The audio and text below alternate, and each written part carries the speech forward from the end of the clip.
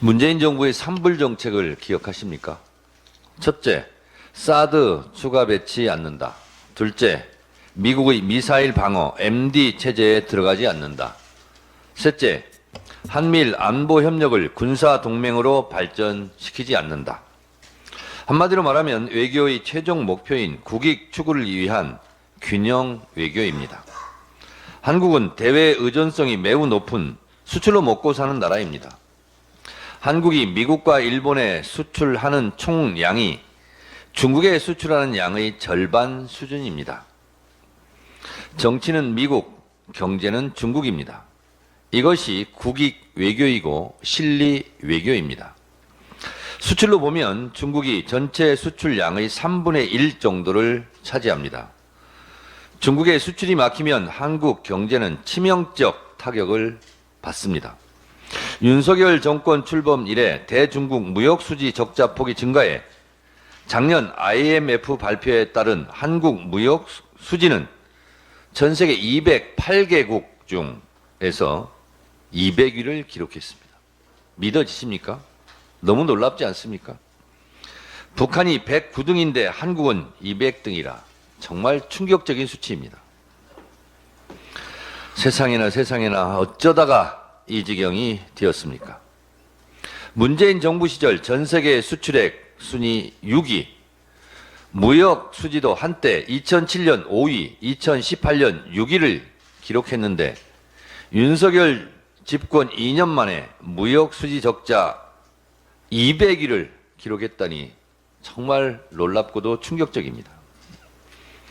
중국과의 무역 적자폭 증가가 주요 원인이 아니겠습니까? 산불 정책 중 사드 추가 배치 반대는 중국과의 추가 마찰을 피하기 위한 균형 외교 정책입니다.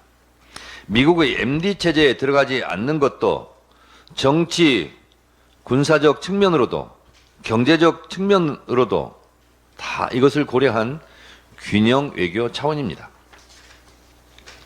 한국 경제의 가장 큰 덩어리는 외교입니다. 외교가 망가지면 경제가 폭망입니다. 대외 의존성이 높은 한국 경제의 구조 때문에 더더욱 그러합니다. 아무리 한미 동맹이 중요하더라도 한미일 군사 동맹으로 발전시키지 않는다는 정책은 대한민국의 군사 주권 측면에서 자존심과 국익 그리고 국가 존립이 걸린 중대한 문제입니다. 독도가 자기네 땅이라고 우기는 일본과 한국이 군사 동맹을 맺는다는 것은 정말로 상상할 수 없는 일입니다. 일본 군대가 한국 영토에 들어와 있어도 된단 말입니까?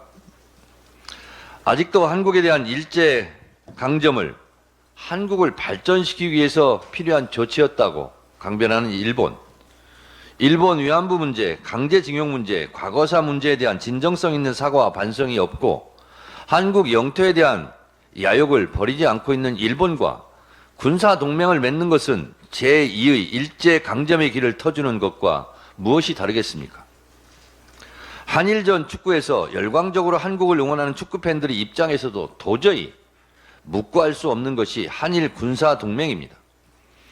위험천만할 뿐만 아니라 매국적 행위입니다.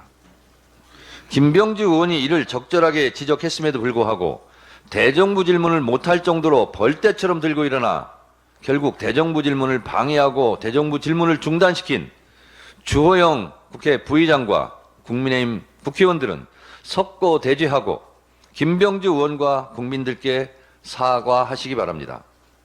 다들 제정신입니까? 이러니 토착 외구 소리를 듣는 겁니다. 이러니 윤석열 대통령을 탄핵하자고 접속하기도 어려운 국회 홈페이지를 방문해 몇 시간씩 대기하면서 탄핵 청원 서명을 하는 겁니다.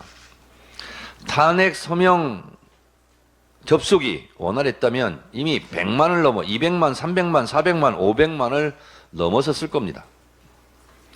이것이 윤석열 정권 국민의힘을 심판하자는 국민의 목소리입니다.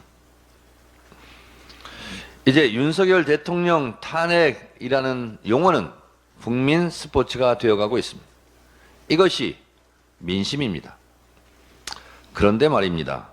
02-800-7070 전화번호는 누구 겁니까? 누구 전화인데 그렇게 쉬쉬합니까? 혹시 그분 겁니까? 그것이 궁금합니다.